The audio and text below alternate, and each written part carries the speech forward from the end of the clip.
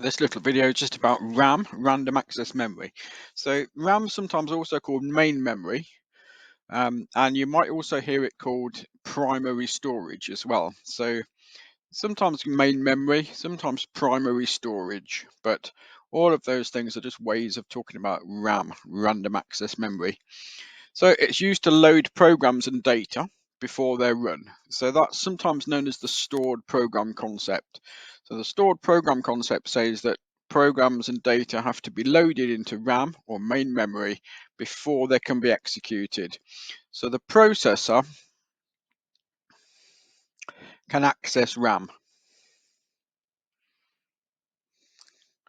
So anything that's in RAM, the processor can access. So whether that's an instruction for something to do from a program or some data that needs to be used for the program, it has to be in RAM before the processor can do that accessing. And if you've looked at processors, you've looked at the idea of the address bus and the data bus that send addresses to RAM and fetch and write data to RAM, and we'll look at that in another video. So RAM is something that's called volatile. So volatile means that when you turn off the power, it loses its contents when the power gets turned off. So RAM's refreshed by the clock, it's refreshed by the power being on. So each location in RAM, it can hold obviously a binary number, so we can have 0 or 1. So if there's the presence of a voltage or the non-presence of a voltage, we can represent binary 0 or 1. So each location in the RAM is constantly refreshed to hold a voltage or not to hold a voltage, essentially. So if we've got a larger amount of RAM, then we can run, in theory, more programs. So more programs can be held in the main memory at the same time. So that means we can run more programs, or seem to run more programs at once, if we've got more RAM. It also often leads the system to feel faster, because it takes a lot longer to access data that's stored on a hard disk or a secondary storage device than it does in RAM. So if we can load more of that data into RAM, it means we don't have to refer back to the secondary storage so often, and so therefore it feels quicker. So you'll often see systems these days with 8 gigabytes or 16 gigabytes of RAM. So the more RAM generally that you have, the improved performance is because we don't have to access that secondary storage so often, and we can hold more programs in RAM at one time.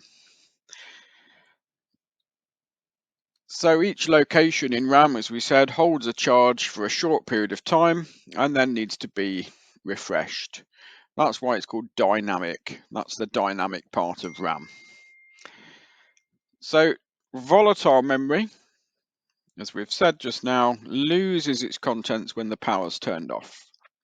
And this is a key concept for GCSE, that volatile memory loses its contents when you turn the power off, and non-volatile memory keeps its contents when the power is turned off. So we do have another type of memory that you could also call part of the main memory of the computer, and this is ROM, or read-only memory. So read-only memory, as its name suggests, means you can read to it, whereas with RAM you can read it and you can write to it. With ROM you can just read this data.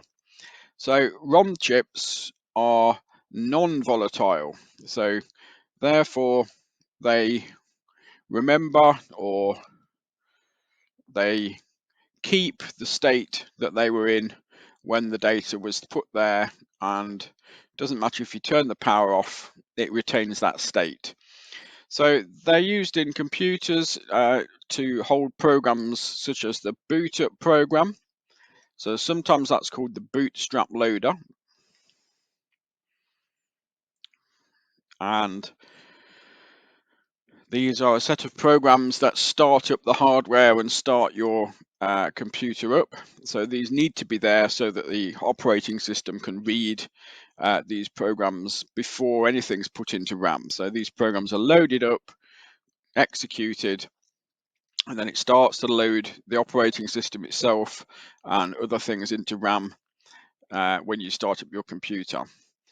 So they're very similar in the way that they're made. So they use transistors just like RAM, but they're wired in a different way so that they keep their contents when the power is turned off. So they work in a similar kind of way to your USB memory stick. They're solid state memory.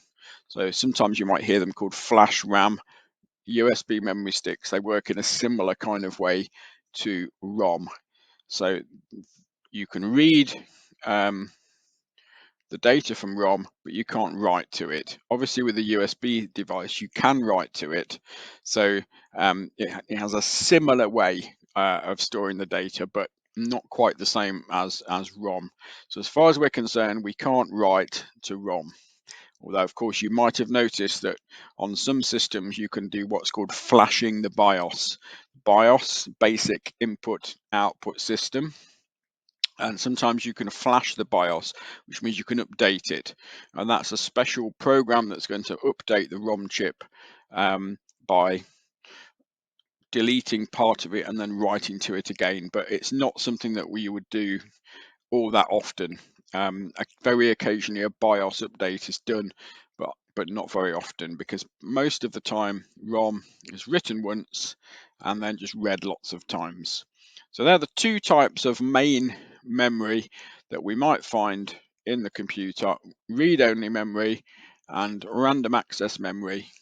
Random access memory volatile, read-only memory not volatile.